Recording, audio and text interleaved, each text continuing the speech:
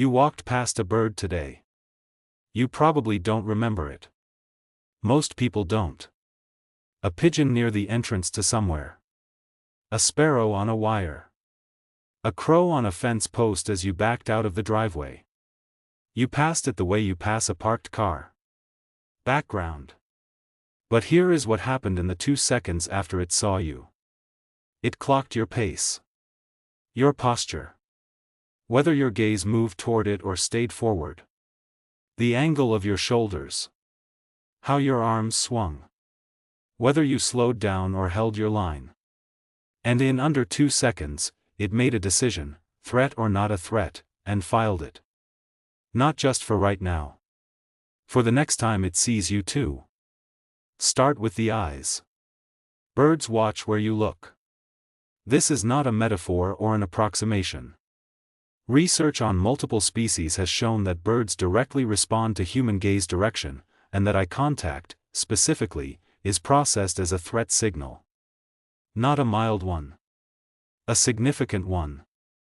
When a human makes direct eye contact with a bird, the bird's threat response activates differently than when the human looks past it. The same person, the same distance, the same posture. Just the eyes. Think about what that means. Every time you've looked directly at a bird, you've been sending it a signal. The signal that predators send. Eyes forward. Gaze locked. The profile of something that hunts. Most of us have done this thousands of times without knowing it. Looked out the window at the feeder. Watched the crow on the fence. Stared at the pigeon that wouldn't move. Every single time, the bird registered it. Every single time, it made a note. The pace study is the one that stopped me. Researchers found that birds, across multiple species, calibrate their flight initiation distance, meaning the distance at which they decide to leave, based on the speed and trajectory of an approaching human.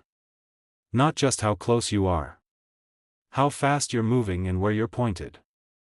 A person walking at normal pace, not looking at the bird, triggers a much smaller response than a person walking at the same pace aimed directly toward it. The direction matters as much as the distance. The bird is not just measuring space. It is modeling your intention. It is asking, where is this thing going, and am I in the way? And that calculation is happening in real time, every time you move. The bird in your yard while you're doing something else, getting the mail, walking to the car, is running a continuous assessment of your trajectory. The moment your path angles toward it, the window for flight starts opening. Most people have never noticed this. But you will now. The recognition part is where it gets personal. Crows are the most documented case, but they are not alone. Research on pigeons, birds that most people dismiss entirely, found they can discriminate between individual human faces with surprising accuracy. Not just familiar versus unfamiliar. Specific people, specific faces, matched to specific histories. Magpies do it. Mockingbirds do it. Research has shown they can identify individual humans who approached their nest, even picking them out of a crowd, even when the person changed clothes. The bird isn't recognizing your outfit. It's recognizing you. And once a bird has a face, it keeps it. The crow studies out of the University of Washington are the most striking. Researchers who trapped and banded wild crows while wearing a specific mask were still being mobbed by crows in that area years later, different crows, birds that weren't even alive when the original trapping happened. The threat information had been passed down. Socially transmitted from parent to offspring, from neighbor to neighbor. You are not a stranger to the birds near your home. You have a reputation. You've had one for longer than you know. The question is just what it says. The voice is something almost nobody talks about. Research on great tits, small songbirds, the kind you'd walk past 100 times without a second thought, found that they respond differently to recordings of familiar versus unfamiliar human voices. Not just as a general alarm signal. As an identity signal. They can distinguish between people by sound. What this means practically is that the birds at your feeder are not just watching you. They are listening for you.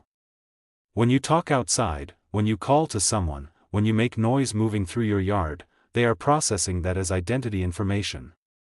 The birds that have been coming to your yard for months are building a profile that combines your face, your movement patterns, and your voice.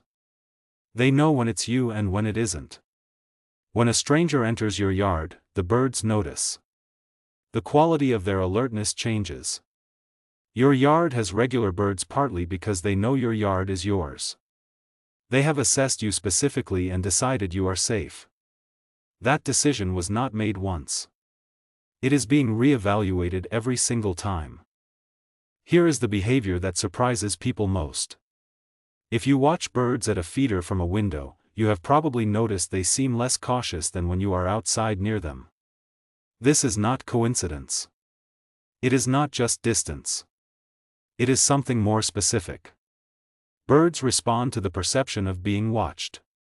When they cannot see your eyes, when you are behind glass, around a corner, out of their line of sight, their behavior changes. They are less vigilant.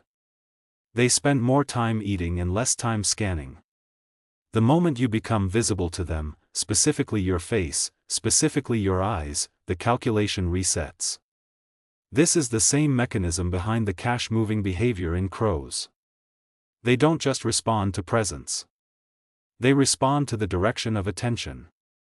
A crow that has been watched caching food will move those caches afterward, not the ones hidden behind cover, specifically the ones another bird could see. The bird is not responding to you. It is responding to your awareness of it. And somewhere in that distinction is something that should make you stop and sit with it for a moment. There is a word researchers use for what birds are doing when they make these assessments. They call it threat appraisal. The systematic evaluation of whether a nearby organism is likely to cause harm. Every bird you have ever walked past has done this to you. The pigeon on the bench. The sparrow outside your office. The hawk on the telephone pole you pass every morning. All of them running the same sequence. Pace, trajectory, gaze, history, decision. And the remarkable thing, the thing the research keeps arriving at from different directions, is how accurate the assessment usually is. Birds in urban environments, the places where they encounter hundreds of different humans every day, have become extraordinarily precise at reading us. They distinguish between people who walk with purpose and people who wander. Between people who look at them and people who don't. Between people they have seen before and people they haven't. They are better at reading human body language, in some specific ways, than most humans are at reading birds. There's a question underneath all of this that I keep coming back to. You have a bird that visits your yard regularly. Maybe you know which one it is. Maybe you've noticed it arrives around the same time, uses the same perch, watches you from the same branch. It knows who you are. It has known for longer than you realize. It has assessed your pace, your eyes, your voice, your habits, and your intentions, and made a decision that you are safe to be near. That your yard is worth coming back to. That you specifically are not a threat. That decision was made without a single word. Without any gesture you made intentionally.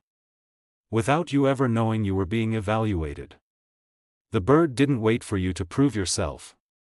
It watched, and it decided. The only question that stays with me is this one. How long have the birds near you known you, and do you know them at all? Go outside tomorrow. Look at the bird that's always there.